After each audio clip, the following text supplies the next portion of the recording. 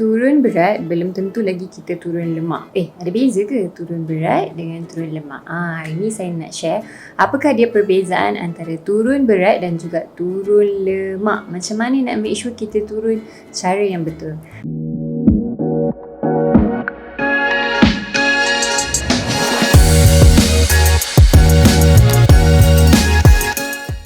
Hai semua, Assalamualaikum. Welcome back to the Yaman's channel. Saya Coach Shana. Hari ni saya nak share perbezaan antara turun lemak dengan turun berat. Kenapa saya nak share pasal ni? Sebab ramai yang mengadu lepas hari raya berat naik mendadak-dadak. Kenapa boleh berlaku yang perkara ni? Sebab masa kita berpuasa tu banyak daripada kita yang dia turun berat tapi dia tak turun lemak sebenarnya. That's why di badan naik seperti dipam-pam.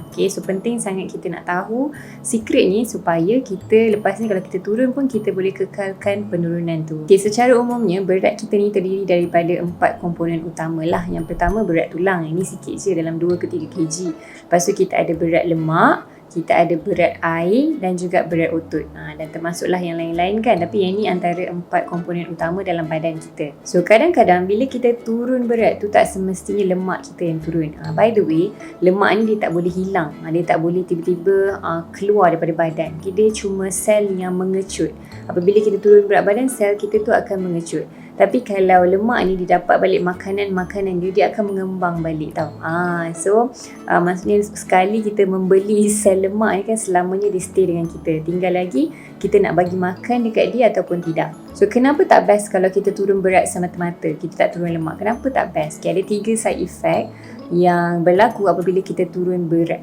Iaitu yang pertama, kita punya badan senang sangat naik. So kita boleh tahu kat situ, kalau saya ni turun dan senang naik, kemungkinan saya ni turun berat tapi lemak saya tak mengecut.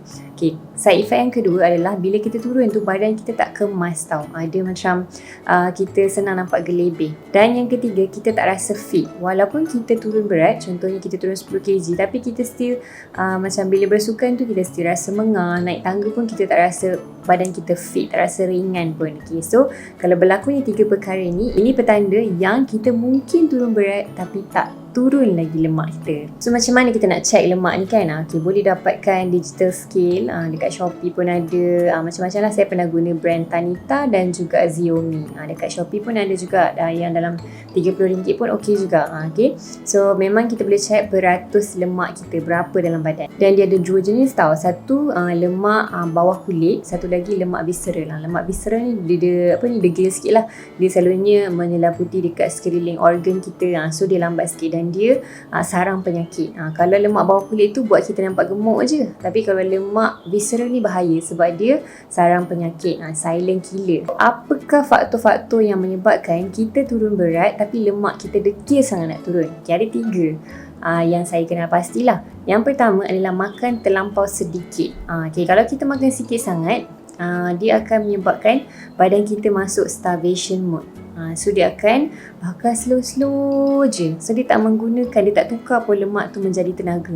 So lemak tu stay put dekat dalam badan kita.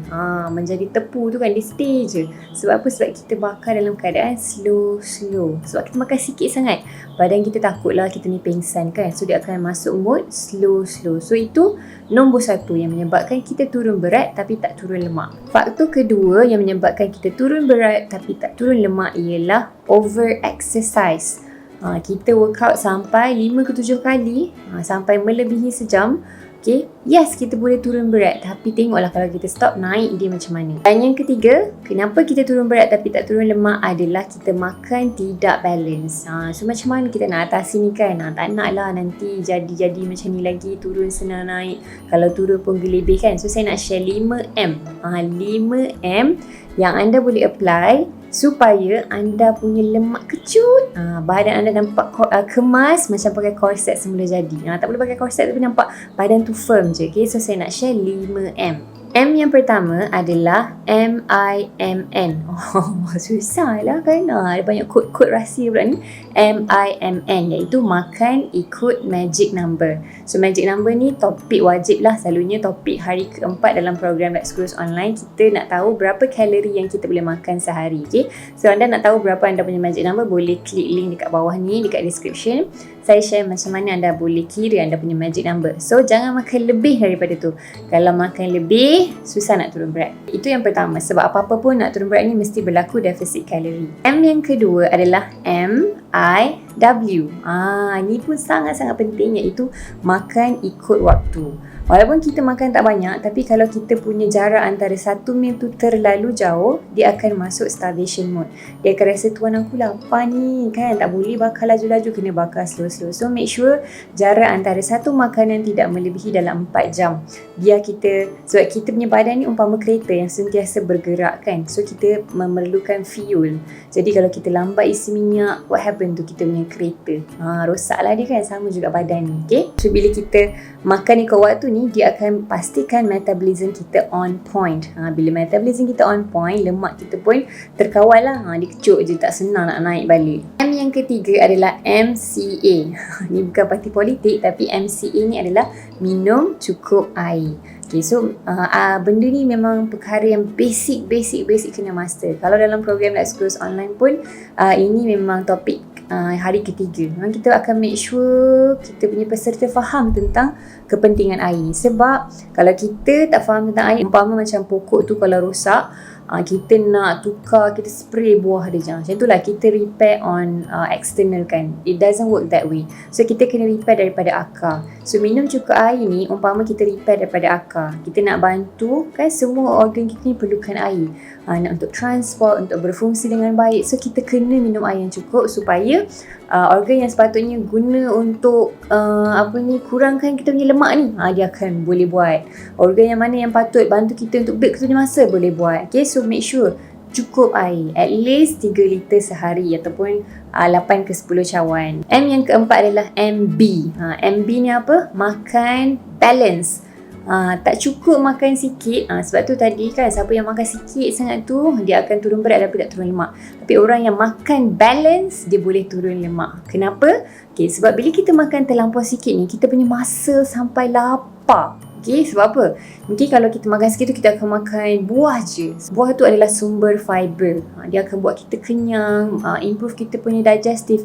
Tapi dia membuatkan kita punya muscle ni lapar. So muscle ni makanan dia adalah protein. Apa contoh protein telur, ayam, tahu, tempe, daging, ikan kan. So kita tak makan semua tu sebab takut ni berat naik. So what happen adalah kita menyebabkan muscle lapar. Muscle lapar, dia merajuk. Dia pun drop. Bila dia drop, memanglah berat nampak turun. Turunlah berat, rupanya muscle tu drop. Tapi bila kita makan bagian gila, dia naik balik. Sebab apa tadi tu? Sebab kita make sure mindset dia, bila kita nak turunkan lemak ni, kita kena jaga otot kemas-kemas. Okay.